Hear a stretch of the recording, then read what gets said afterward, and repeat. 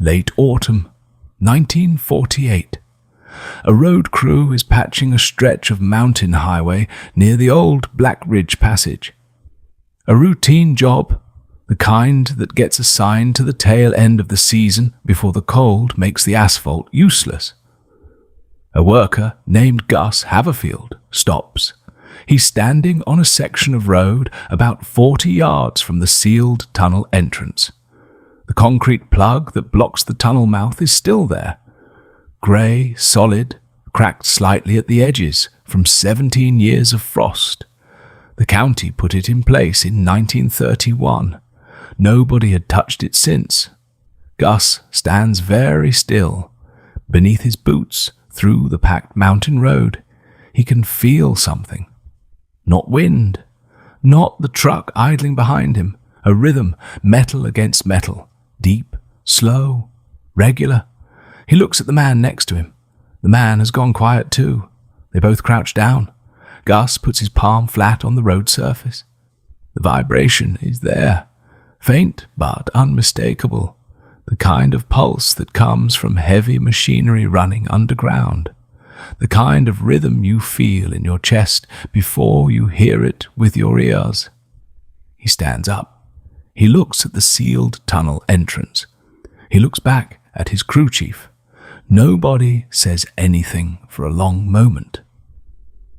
The Black Ridge Tunnel had been officially sealed for 17 years. The county had declared it permanently closed in 1931, following a partial collapse near the lower access section. The newspapers had covered the closure. The county commissioners had voted on it. The concrete pour had been documented, photographed, filed. There was nothing alive inside that mountain.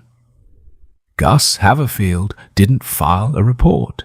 He went home that evening, ate dinner, and didn't say anything to his wife until 3 weeks later, after it happened again. This time, he wasn't alone. 3 other men on the crew felt it. And this time, along with the vibration, there was something else. Warm air, coming from a drainage grate set into the hillside about 60 feet from the sealed entrance. A cast iron grate, old, half buried in vegetation, the kind of passive drainage fixture that's supposed to let groundwater out. Air doesn't flow out of a drainage grate in November unless something underground is producing heat. Something with moving parts. The county sealed the tunnel 17 years earlier. So, who was still operating machinery beneath the mountain? To understand why that warm air mattered, you need to understand what the Black Ridge Tunnel was, and what its closure meant to the county. The tunnel had been bored through the mountain in 1893. Originally to give freight wagons a year-round crossing that didn't depend on the mountain passes staying open. In the early decades of the 20th century, it became a mining access tunnel, a way to move ore carts and equipment into the lower extraction zones on the mountain's eastern face without hauling everything over the top. By the late 1920s, Black Ridge was one of the county's primary economic arteries. Ore came out, equipment went in, the spur line ran to within 300 yards of the western entrance. The county maintained the tunnel on its own infrastructure budget. Then, on a cold morning in February 1931, a section of the tunnel's lower interior collapsed. No one was inside at the time. The collapse was partial. It didn't bring down the whole structure. But the county engineer's inspection concluded that the lower access passage, which ran beneath the main tunnel, bore at a depth of approximately 40 feet, had sustained serious damage. The integrity of the upper bore, the report stated, could not be guaranteed. The county commissioners convened within 2 weeks. Their vote was unanimous. Black Ridge Tunnel permanently closed. Both entrances are sealed with reinforced concrete. Access road to be removed from the county maintenance schedule. The local paper ran a brief story on page 3. Mountain tunnel closed following collapse. County cites safety concerns. No injuries reported. The town didn't collapse the way some towns do. Not immediately, but over the following years the absence accumulated. Businesses that had relied on mining traffic contracted. The rail spur fell into disuse. Families whose wages had come from the extraction operation moved away to find work elsewhere. By 1935, the Black Ridge Tunnel might as well have never existed, except for those who drove past it at night and noticed occasionally a faint glow near the sealed western entrance. They assumed it was phosphorescence from the rock, or moonlight on the concrete, or kids with lanterns. Nobody thought much of it. People assumed the mountain was settling until the sounds became impossible to ignore. Gus Haverfield was not the first person to hear machinery inside a sealed mountain. He was just the first to write it down. Between 1933 and 1947, at least 6 individuals left accounts. In letters, in personal diaries, in one case in a statement given to a county official that was subsequently misfiled and not discovered until decades later, describing sounds from the Black Ridge mountain face that didn't match any natural explanation. The accounts were consistent in their specifics. Not rumbling, not settling rock, not the groan of groundwater pressure. Rhythmic sound, metallic, mechanical, sometimes accompanied by a low vibration in the ground, strongest in the late evening and after midnight, occasionally accompanied by a sound that one witness described, and this is exact language from his diary, as the squeal of a rail cart wheel that needs greasing. Rail carts don't run in sealed tunnels. Then there were the things people found near the mountain. In the spring of 1934, a farmer named Cecil Vance was walking his fence line along the lower slope of Black Ridge when he noticed something that stopped him. Near a drainage channel that ran from the mountain's base toward the creek, an old stone-lined channel built when the tunnel was first bored, there was a scattering of fresh rail gravel. The grey crushed stone used as ballast under the active track. Not old gravel washed in by rain. Fresh gravel, clean and angular, the way it looks the week it's laid. There were no active rail lines within 200 yards of that spot. He also noticed in the soft mud at the drainage channel's edge boot prints, multiple sets, recent enough that the toe impressions still held their shape. He didn't know what to make of it. He told his wife, he told one neighbor. He didn't go back. 3 years later, in the summer of 1937, a woman named Ruth Colbert was driving the mountain road after dark when her headlights briefly illuminated something near the sealed eastern entrance. A truck, without markings, parked in a pull-off area that was supposed to be an abandoned maintenance bay. She slowed down. The truck was gone by the time she turned around and came back. But in the maintenance bay, in a patch of dirt that had been soft from recent rain, she could see tire tracks, wide ones, deeply pressed, the kind of tracks left by something heavy. She reported it to the county sheriff's office. The report is still in the files. The sheriff's notation at the bottom reads, "Investigated. No evidence of activity. Mountain road subject to use by logging contractors. Likely explanation." There were no active logging contracts on Black Ridge in 1937. Someone had been near the sealed tunnel recently. In 1971, a county archivist named Leonard Pruess was assigned the unremarkable task of cataloguing infrastructure records from the 1930s and 1940s. The kind of systematic archival work that county governments occasionally undertake when their storage rooms fill up and someone decides the old boxes need organizing before they're moved. He was not investigating Black Ridge. He had no reason to be. He found the discrepancy entirely by accident. The box in question was labeled County Engineer, Maintenance Expenditures 1930 to 1942. Pruess opened it expecting the usual: road resurfacing invoices, bridge inspection reports, utility line costs. What he found near the bottom of the second stack was a ledger page that made him stop. It was a maintenance expenditure record, dated 1934.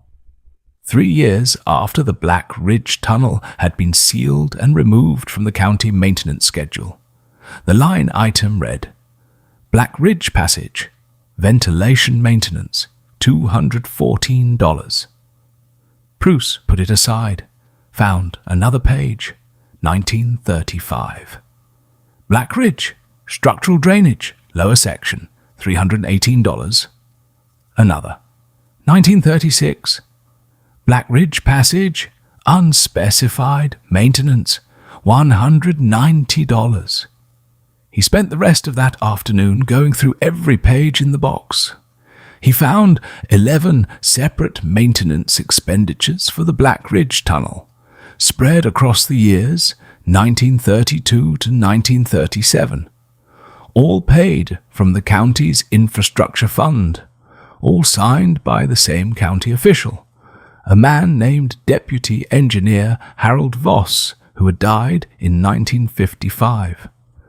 The tunnel that was sealed in 1931 had been receiving maintenance payments for at least 6 years afterward.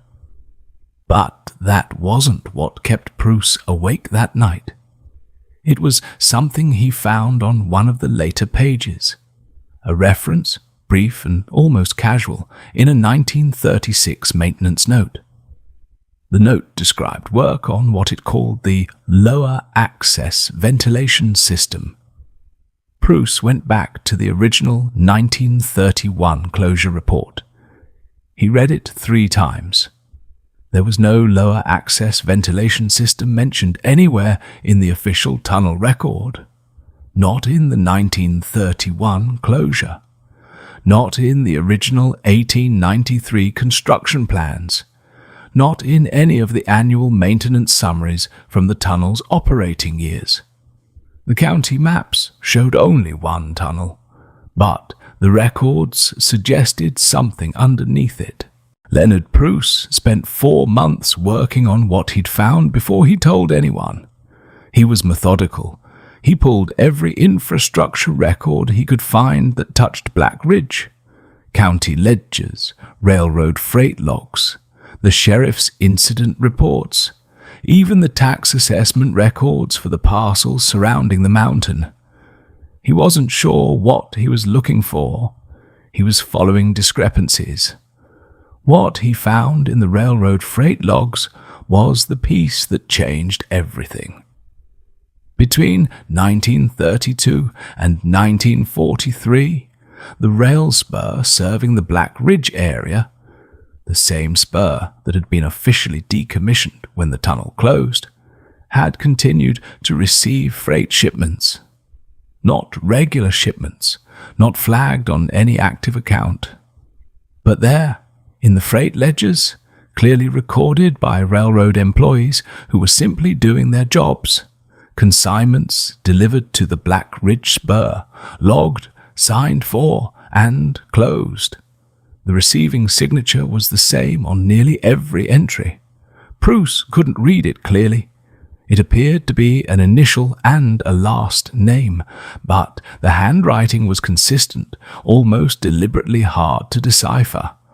What he could read was the consignee company name printed alongside the signature.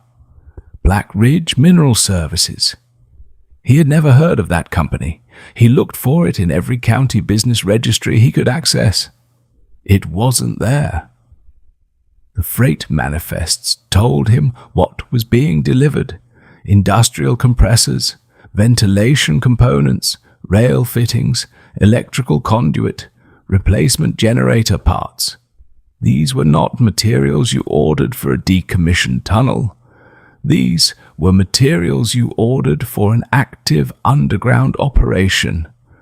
The deliveries were clustered in the early morning hours, most logged between midnight and 4 a.m., based on the timestamp conventions used by the railroad at the time.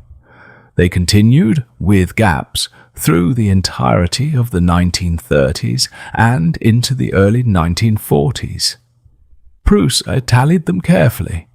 31 documented overnight freight deliveries to a supposedly dead rail spur between 1932 and 1943.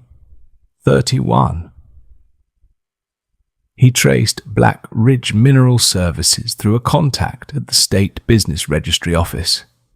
A favor, not a formal inquiry, because Pruess didn't yet have standing to make a formal inquiry. What his contact found: Black Ridge Mineral Services had been incorporated in October 1931, 2 months before the tunnel was officially closed. Its registered agent was a law firm in the state capital. Its listed officers were 3 individuals whose names appeared nowhere else in any public record Pruess could locate. Its stated purpose was mineral extraction and associated industrial services. Its address on file was listed simply as Black Ridge, County Road 7. County Road 7 was the mountain road, the road that ran past the sealed tunnel entrance. The tunnel had supposedly collapsed. So where were the deliveries going? On the night of September 14th, 1948, 6 weeks before Gus Haverfield felt vibration through his boots on the mountain road, a late-season storm moved through the Black Ridge area. It was not an unusual storm for the region. Heavy rain, some wind, the kind of weather that loosened the thin soil on the upper slopes every few years and sent it down in slow slides. What it exposed on the lower eastern face of the mountain was not supposed to be there. A section of slope that had been covered in vegetation for years. Brush, scrub pine, the thick ground cover that takes root when a hillside is left alone, slid away in the night. When the road crew surveyed the damage the following morning, they found bare rock face where the slope had been, and in the rock face an opening, not a natural cave, not a fissure, a formed opening roughly 5 feet wide and 6 feet tall, with dressed stone edges. The kind of finish that means human hands shaped it. The crew chief reported it to the county engineer's office. A team was sent to investigate. What they found inside the opening was a passage, narrow, low-ceilinged, running horizontally into the mountain for about 30 feet before angling downward. The walls were cut stone and timber framed at intervals. The floor had been leveled and packed, and running along the floor of the passage, steel rails, narrow gauge, the kind used for ore carts, not rusted through, not collapsed. The rails were worn, the surface polished by use in the way that only happens when wheels run over metal repeatedly for years. At the base of the downward angle, the passage opened into something larger. One member of the team would later describe it in a written account as stepping from a closet into a warehouse. The lower chamber was approximately 80 feet long and 50 feet wide. The ceiling was 12 feet at its highest point, timber framed throughout, with concrete reinforcing on the primary load-bearing sections. Industrial electrical fixtures, now dead, ran along the ceiling at regular intervals. A ventilation system, still intact, connected upward through the rock to outlets on the mountain surface. On the floor, ore carts still on their rails, 3 of them. Along the walls, work benches, mounted equipment brackets, now empty, shaped for specific machinery. A tool rack, partially cleared but not fully stripped. In the corner, a generator platform. The generator itself was gone, removed, not abandoned.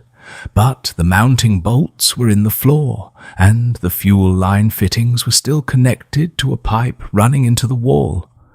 On one of the workbenches, a single object had been left behind, either by oversight or indifference.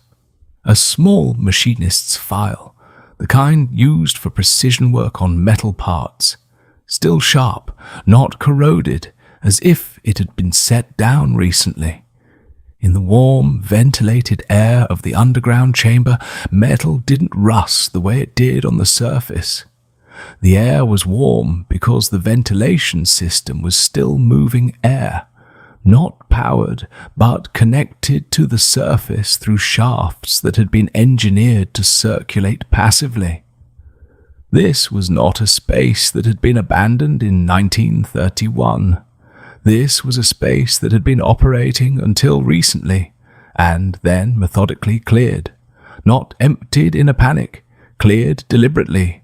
Machines removed, paperwork gone, generator extracted, but not perfectly cleared. Because they left the rails, they left the work benches, they left the ventilation, they left one machinist's file on a bench, and they couldn't remove the ore dust pressed into the floor joints, or the grease marks on the cart axles, or the tool bracket shadows on the walls where the same equipment had sat in the same position for years. And then they found the lower tunnel. The lower tunnel ran east from the chamber, following the mountain's natural ore seam. It extended for approximately 340 feet before the crew stopped their survey. It was intact throughout. The rails continued.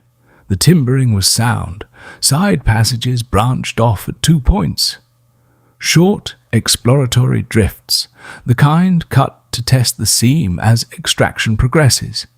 At the far end of what the crew reached, a worked ore face.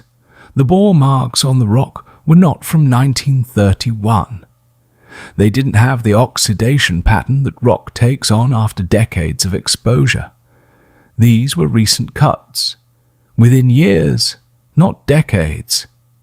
The Black Ridge mineral seam, the one the county had stated was exhausted and unviable in its 1931 closure report, had been actively worked for years after the official closure. Leonard Pruess, when he eventually obtained the county's investigation report in 1972 through a records request, spent a long time reading the section on the ore face. Then he went back to the 1931 closure documentation. He found it on page 4 of the county engineer's original report, the same report that had recommended the tunnel be sealed. A single paragraph written in the flat language of official documents that he had read before without understanding its significance. Mineral survey of lower access section inconclusive due to structural instability. Further assessment recommended pending stabilization. Inconclusive. Not exhausted, not unviable. Inconclusive. Which meant someone had known in 1931 that the lower seam might still be productive, had recommended further assessment, and had then filed a public closure report that made no mention of this. What emerged from Pruess's research, assembled over 3 years from county records, railroad logs, state corporate filings, and the 1948 investigation report was a sequence that was difficult to look at directly. In the months before the official closure, the Lower Mineral Survey had returned results suggesting significant remaining ore deposits in the eastern seam. This finding was not included in the public-facing closure documentation. Black Ridge Mineral Services, incorporated 2 months before the closure, had been the operational vehicle for the extraction that followed. The company was structured to be untraceable, layered through the state law firm, its officers unnamed in any accessible record, its address nothing more than a road number. The tunnel closure was not entirely fabricated. The upper bore had genuinely sustained damage in the February 1931 collapse. But the damage assessment had been used as the pretext for a closure that served a different purpose, removing the operation from public oversight, union involvement and ownership scrutiny, while a separate entity, invisible, underground, funded through shell company accounts, continued extracting ore from the seam. The workers who had depended on the Black Ridge Tunnel for their livelihoods were told the resource was gone. The resource was not gone. It was simply being extracted by a different set of hands, out of sight, without them. The tunnel had never truly been abandoned.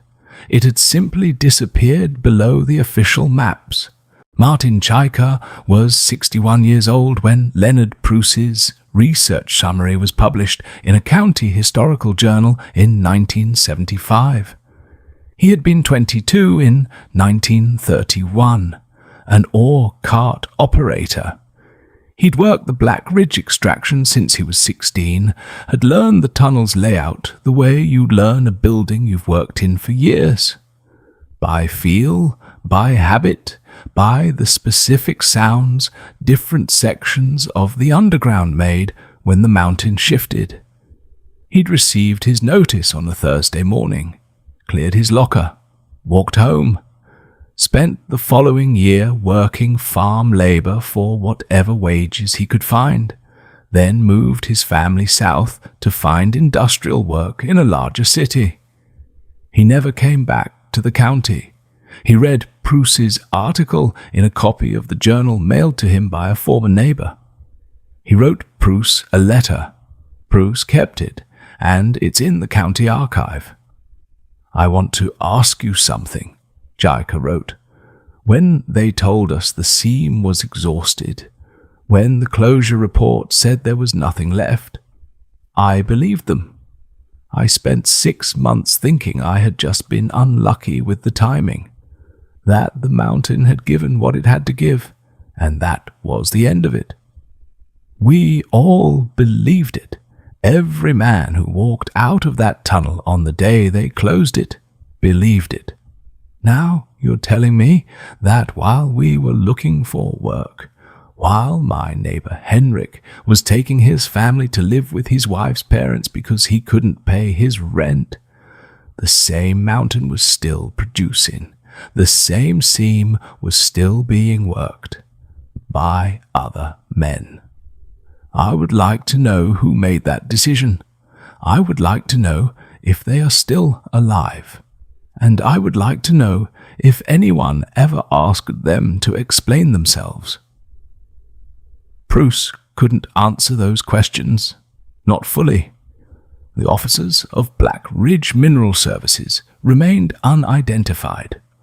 The law firm that had served as registered agent had dissolved in the 1950s, and its records were either lost or destroyed. The county officials who had signed the closure report and the maintenance expenditures were all dead. The deputy engineer, Harold Voss, had died in 1955. The county commissioners who had voted on the closure had died in the 1940s and 1960s. No hearing was ever convened. No inquiry was ever opened. Pruess's research received a modest response. Some local newspaper coverage, a letter of acknowledgement from the County Historical Society, a short mention in a regional geology journal interested in the ore seam findings. The ore itself, what had been extracted over 11 years of covert operation, could not be quantified from the surviving records. The Shell Company accounts, to the extent Pruess could trace them, had been closed and dissolved in the late 1940s. The money was simply gone, dispersed into the financial infrastructure of entities that no longer existed. What remained? The workers who had left, the families that had moved, the town that had contracted around the belief that the resource was gone. Not because the resource was gone, because someone had decided it was more convenient if everyone believed it was.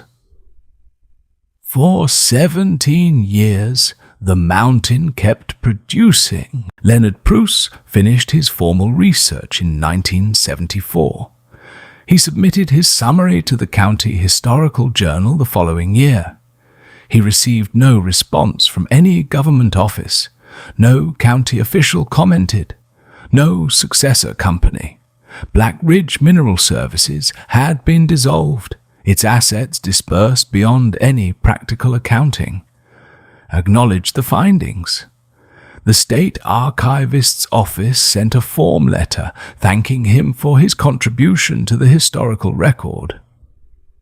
The physical evidence was sealed again shortly after the 1948 investigation.